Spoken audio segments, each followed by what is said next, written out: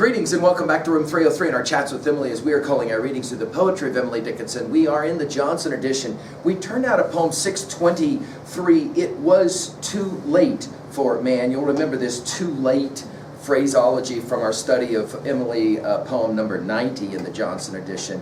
In many ways, we are back to poem 621 that we just studied a few seconds ago. We're also back to 370. You guys will maybe remember this one. Heaven is so far of the mind that were the mind dissolved, the sight of it by architect could not again be proved. 'Tis vast is our capacity, as fair as our idea. To him of adequate desire, no further 'tis than here.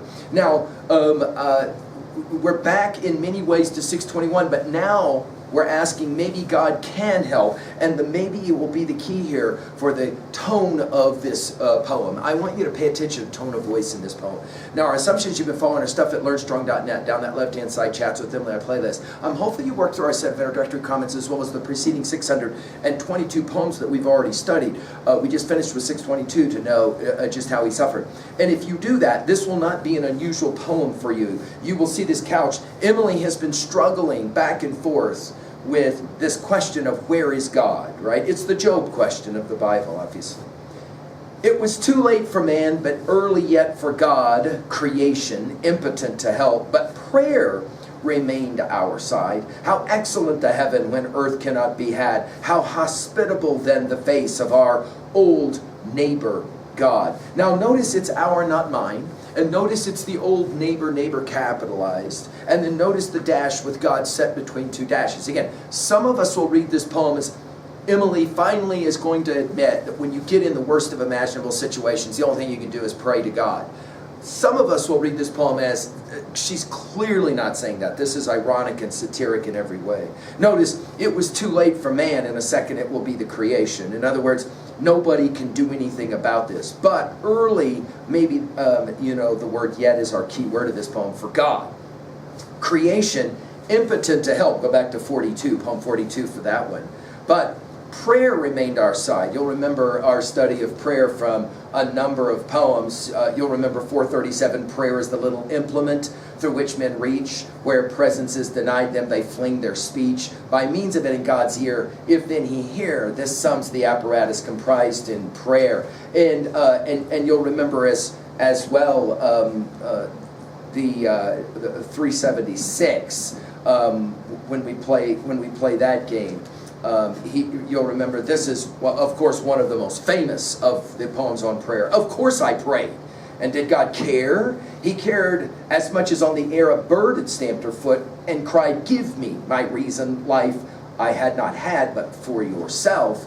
'Twere better charity to leave me in the Adam's tomb, merry and naught and gay and numb, than this sweet misery, as she will refer to it there. Notice, prayer is all that remains our side. Notice, it was too late for man, early for God, but it's our side. And again, we're back to 376.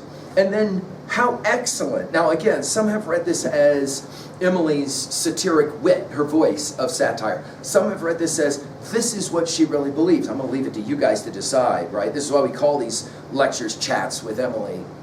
How excellent the heaven when earth cannot be had. In other words, there's no explanation on earth. This is obviously the theodicy question, right? Why must there be terrible things? How hospitable. Notice we go from excellent to hospitable. It's as if she's echoing some of that language of the King James Version of the Bible she loves so much, especially from the minor prophets, where in the Hebraic tradition in poetry they like to repeat something. So she goes from excellent to hospitable then. The face of our old neighbor God. You'll remember God mentioned in 127 poems. Emily's very interested in that. When we hit poem 1718, we're going to come back to this poem. She says it this way: drowning is not so pitiful as the attempt to rise. 3 times 'tis said a sinking man comes up to face the skies and then declines forever to that abhorred abode where hope and he part company. For he is grasped of God. The Maker's cordial visage, however good to see, is shunned, we must admit it, like an adversary. Now, what are we going to say about a poem like this at 2? She could be arguing that sometimes prayer is all you have. She could be arguing that in the end, we really don't have anything because humans don't have any real answer to the Jobian question, why must there be pain and suffering in the world? At 2b, I'm going to leave it up to you to decide the ironic voice or not.